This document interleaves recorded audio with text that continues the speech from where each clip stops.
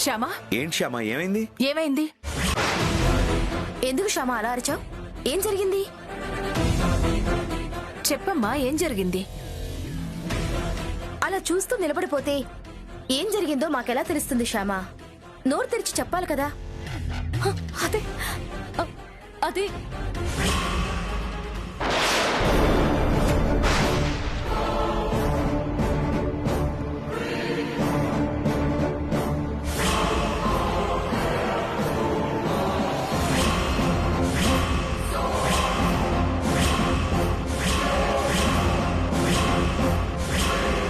ఇదేంటండి, మన ఇంట్లోకి పాము కుబుసం ఎలా వచ్చింది? అదే నాకు అర్థం కావట్లేదు వసంత.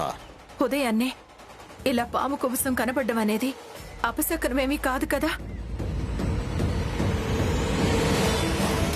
దీనివల్ల ఏ కీడు జరగదు కదా? ఏమో వసంత, దాని గురించి నాకు అంతగా తెలీదు.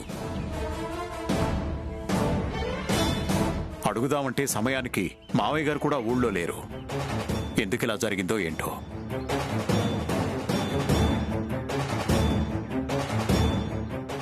ఏమండి, నిన్న అఖిల్ని శ్యామాని గురువుగారి దగ్గరికి పంపించి అభిషేకం చేయిద్దామని సంకల్పం చేశాం కదా? అవును. కానీ వీళ్ళక్కడికి వెళ్ళలేదు.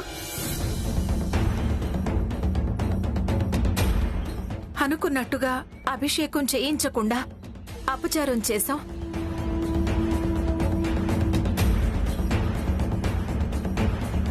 అలా అపచారం చేయడం వల్ల ఇలాంటి అపశకునాలు ఏమైనా ఎదురయ్యాయంటారా? అయ్యుండొచ్చు వసంత. ఎందుకైనా మంచిది, ఒకసారి గురువు గారిని ఇంటికి రమ్మని అడుగుదాం. అడుగుదామండి, అడుగుదాం. ఒక్కసారి గురువుగారు మన ఇంట్లో కాలు పెడితే ఇలాంటి అపశకునాలు ఏమైనా ఉన్నా కూడా అవన్నీ శుభశకునాలుగా మారుతాయి. వెంటనే గురువుగారికి ఫోన్ చేయండి. అలాగే వసంత.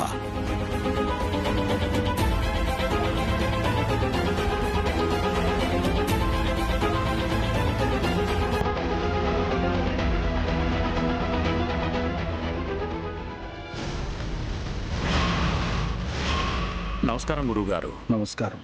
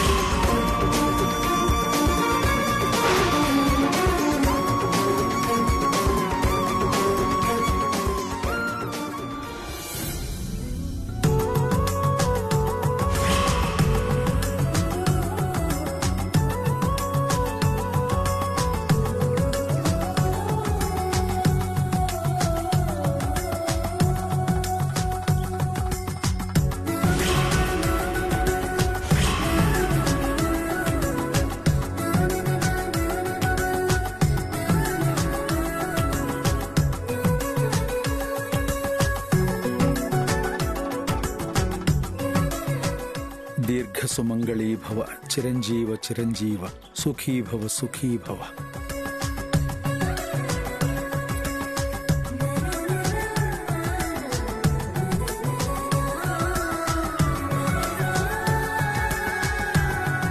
అర్థమైంది. సమస్య ఏంటో నాకు పూర్తిగా అర్థమైంది. జ్యేష్ఠ మాసంలో పౌర్ణమి నాడు ప్రాతకాలంలో ఇంటి ప్రాంగణంలో పాము కుబుసం దర్శనమిస్తే ఆ ఇంటి కనిష్ట సంతానానికి మంచిది కాదు.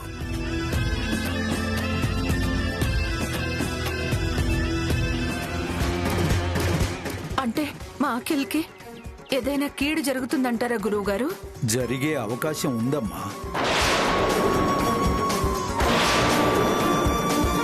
కాలం కలిసి రాకపోతే ప్రాణానికే ప్రమాదం సంభవించవచ్చు.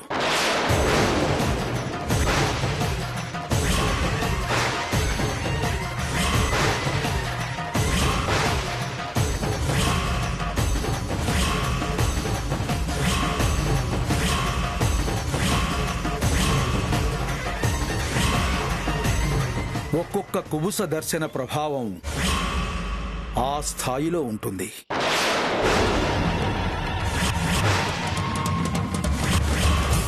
కంగారు పడకండి.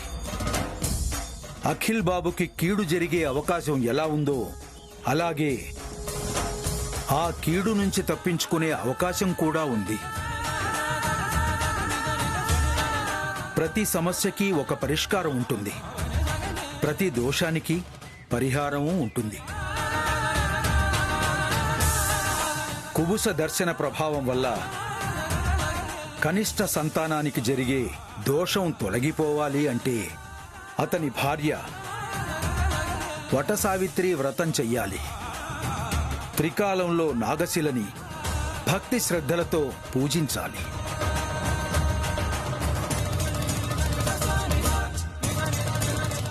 ఈ వటసావిత్రి వ్రతం అనేది చాలా కష్టతరమైన వ్రతం. చాలా నియమ నిష్టలతో చెయ్యాలి. విధి విధానాల్లో గాని నియమ నిష్టల్లో గాని తేడా వచ్చింది అంటే ఆ వ్రతం వ్యతిరేక ఫలితాన్నిస్తుంది. అంటే ఎప్పుడో రావాల్సిన కీడు కనిష్ట సంతానాన్ని వెతుక్కుంటూ వెంటనే వచ్చేస్తుంది. అందుకే చాలా భక్తి శ్రద్ధలతో నియమనిష్టలతో ఈ వ్రతాన్ని చెయ్యాలి.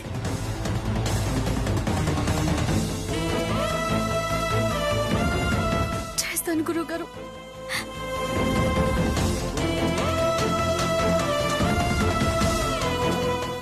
ఎంత కష్టమైన వ్రతమైనా సరే, ఎంత నియమ నిష్టలతో చేయాల్సిన వ్రతమైనా సరే చేస్తాను.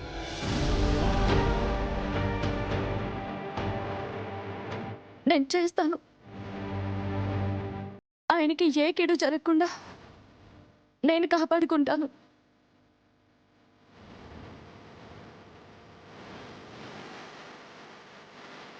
ఈ వ్రత విధి విధానాలు ఏంటో వివరించండి గురువుగారు. అలాగేనమ్మా. ఈ వటసావిత్రి వ్రతాన్ని నారద మహర్షి మొట్టమొదటిసారిగా సావిత్రికి ఉపదేశించాడు. పెళ్ళైన 8 సంవత్సరాలకి సత్యవంతుడు మరణిస్తాడు అని తెలిసినా కూడా సావిత్రి అతన్ని పెళ్లి చేసుకోవటానికి ఇష్టపడింది. భర్త ప్రాణాలు కాపాడుకోవటానికి, భర్త ఆయుష్ని పెంచుకోవటానికి ఈ 8 సంవత్సరాలు సావిత్రి నారద మహర్షి చెప్పినట్లుగా వటసావిత్రి వ్రతాన్ని చేసింది. ఆ వ్రత మహత్యంతో యముణ్ణి ఎదిరించి భర్తని కాపాడుకుంది.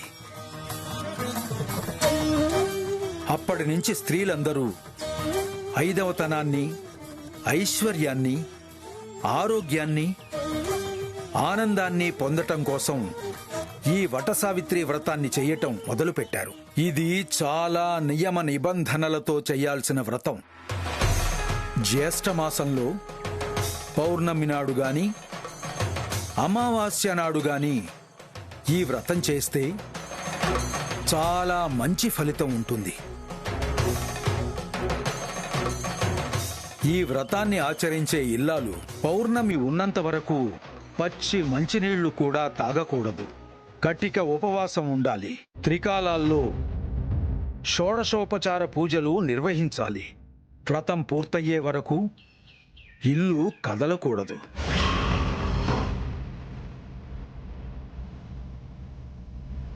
ఈ నియమాల్లో ఏ ఒక్కటి తప్పకుండా వ్రతాన్ని పూర్తి చేస్తే కనిష్ట సంతానానికి ఉన్న కీడు పూర్తిగా తొలగిపోతుంది.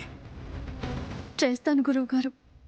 మీరు చెప్పినట్టు నియమ నిష్టలతో, భక్తి శ్రద్ధలతో ఈ వ్రతాన్ని నేను పూర్తి చేస్తాను.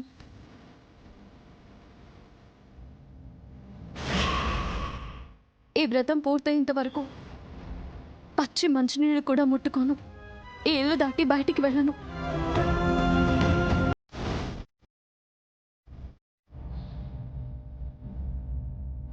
మీరు చెప్పినట్టు షోడశోపచార పూజలన్నీ చేసి నా భర్తని కాపాడుకుంటాను. శుభం.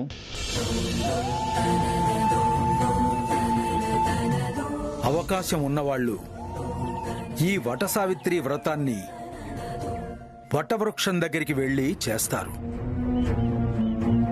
అలాంటి అవకాశం లేని వాళ్ళు మర్రి చెట్టు కొమ్మని ఒకటి తెచ్చి దాన్ని మర్రి చెట్టుగా భావించి దానికి పూజ చేస్తారు. ఇప్పుడు మనకు ఆ అవకాశం లేదు కాబట్టి మర్రి కొమ్మని ఒకటి తెప్పించండి. కార్యక్రమాన్ని ప్రారంభిద్దాం.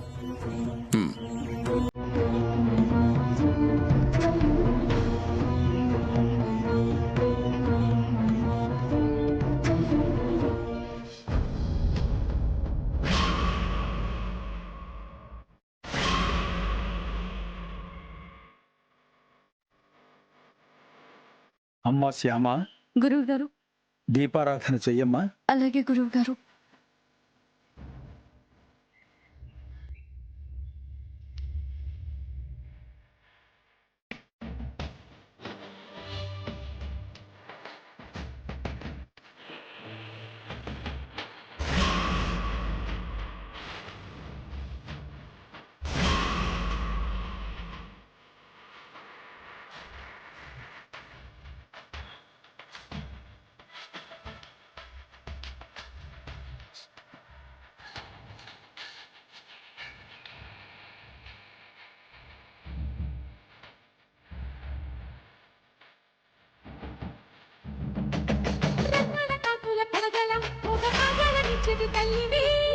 మట్టి మట్టి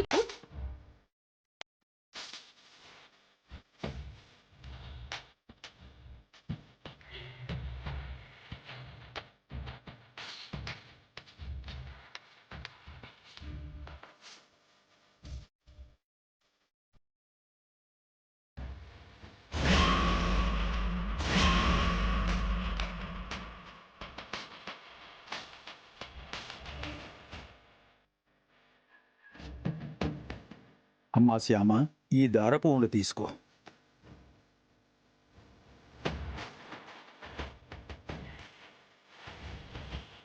నేను చెప్పిన మంత్రాన్ని జపిస్తూ ఈ దారాన్ని కొమ్మ చుట్టూ చుడుతూ ప్రదక్షిణాలు చెయ్యమ్మా. అలాగే గురువు గారు. నమో వైవస్వతాయ. నమో వైవస్వతాయ. ఈ మంత్రాన్ని జపిస్తూ ప్రదక్షిణాలు చెయ్యమ్మా.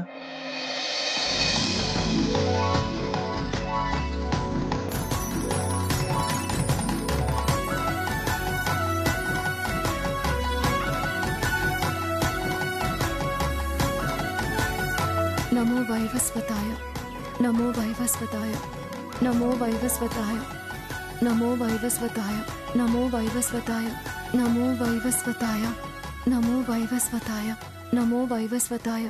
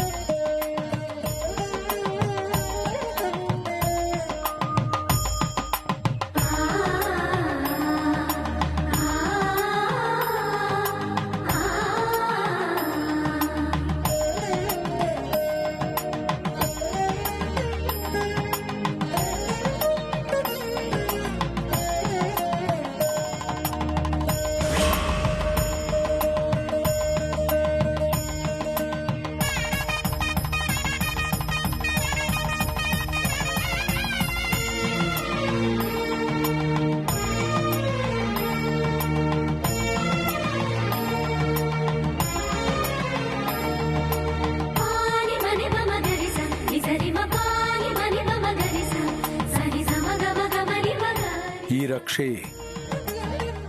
ఈ క్షణం నుంచి నీకు శ్రీరామ రక్ష.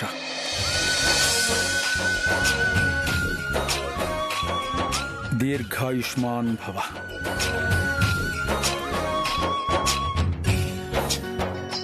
దీర్ఘ సుమంగళీ భవ. అమ్మా శ్యామ, ఈ పూటకు పూజ పూర్తయిందమ్మా.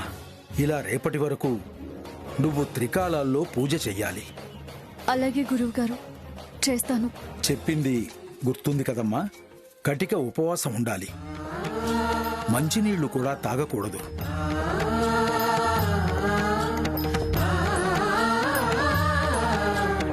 ఇల్లు దాటి బయటికి వెళ్ళకూడదు. త్రికాల పూజకి ఏ ఆటంకమూ కలగకూడదు. అలాగే గురువుగారు, మీరు చెప్పినట్టే చేస్తాను. శుభం.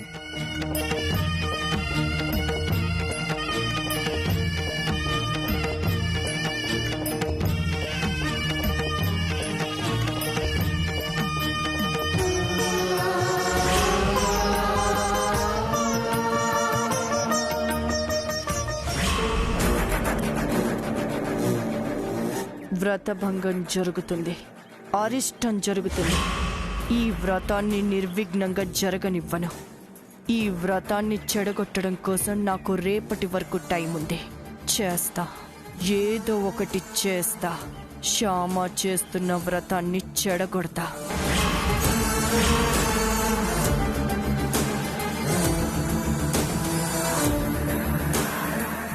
ఏంటి ఐశ్వర్య, అంత సీరియస్ గా ఆలోచిస్తున్నా? దేని గురించి? శ్యామ గురించక్క. శ్యామ గురించా? అవునక్క. పాపం శ్యామాని అంత కష్టమైన వ్రతం చేయమని చెప్పారు కదా గురువుగారు. శ్యామ అంత నిష్టగా ఆ వ్రతాన్ని చేయగలుగుతుందా? అదే ఆలోచిస్తున్నానక్క. వ్రతభంగం జరిగితే శ్యామ పరిస్థితి ఏంటా అని ఆలోచిస్తున్నాను. అలా ఆలోచించాల్సిన అవసరం లేదు ఐశ్వర్య. ఎట్టి పరిస్థితుల్లో వ్రతభంగం జరగదు, నిర్విఘ్నంగా జరుగుతుంది. నియమనిష్టలతో పూజ చేసే విషయంలో శ్యామ తర్వాతే ఎవరైనా. ఎంత కష్టమైనా సరే నిష్టగా ఉంటుంది. నియమాల్ని అనుసరించి ఆ వ్రతాన్ని పూర్తి చేస్తుంది. అంతేనంటావాక? ఖచ్చితంగా అంతే అంటాను. శ్యామ సంగతి నాకు తెలుసు కదా. అలా అయితే పర్లేదక్క. ఈ వ్రతం ఏమవుతుందో ఏంటో అని ఇందాకటి నుంచి చాలా టెన్షన్ పడుతూ ఉన్నాను. ఇప్పుడు నాకు నిశ్చింతగా ఉంది. జరగనివ్వను. ఈ వ్రతాన్ని నిర్విఘ్నంగా జరగనివ్వను. ఈ వ్రతాన్ని చెడగొట్టడం కోసం నాకు రేపటి వరకు టైం ఉంది. ఏదో ఒకటి చేస్తాను. శ్యామ చేస్తున్న ఆ వ్రతాన్ని చెడగొడతాను.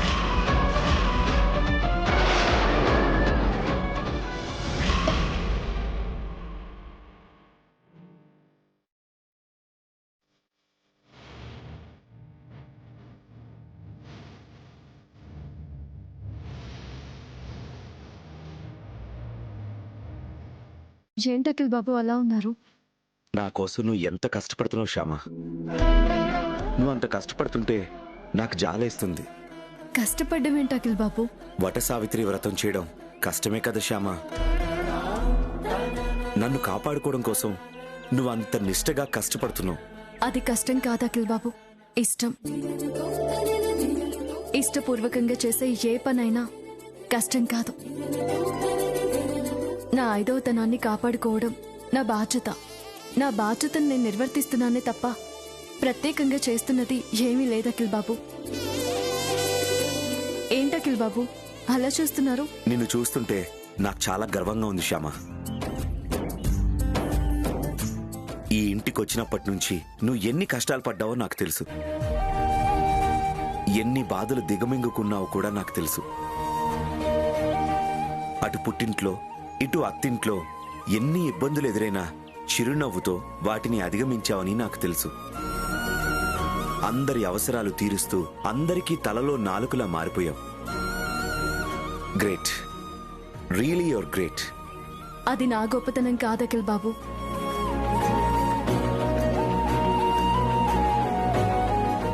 అమ్మలా చూసుకునే అత్తయ్య గారి గొప్పతనం, నాన్నలా అర్థం చేసుకునే మామయ్య గారి గొప్పతనం. వాళ్ళు నన్ను అంత ప్రేమగా చూసుకుంటున్నారు కాబట్టే నాకు ఏది ఇబ్బందిగా కష్టంలా అనిపించడం లేదు. పుట్టిల్లులా కనిపించే అత్తారిల్లు దొరకడం అనేది ఆడపిల్లకి అతి గొప్ప అదృష్టం. ఆ విషయంలో నేను చాలా అదృష్టవంతురాలు అఖిల్ బాబు. అదృష్టం నీ ఒక్కదాందే కాదు. నీలాంటి భార్య దొరికినందుకు నేను అదృష్టవంతుడిని. నీలాంటి కోడలు దొరికినందుకు మా మమ్మీ డాడీ కూడా అదృష్టవంతులే. మీది అదృష్టమో దురదృష్టమో కాసేపట్లో తేలిపోతుంది. అఖిల్ బాబు, గురువు గారు త్రికాల పూజలు చేయాలని చెప్పారు కదా, మాధ్యాహ్నిక పూజకి వేళయింది. మాధ్యాహ్నిక పూజ జరగనివ్వను. నేను వెళ్ళి ఆ పూజకి ఏర్పాటు చేసుకుంటాను అఖిల్ బాబు. అలాగే శ్యామ. శ్యామ లాంటి గొప్ప భార్య దొరకడం నా అదృష్టం.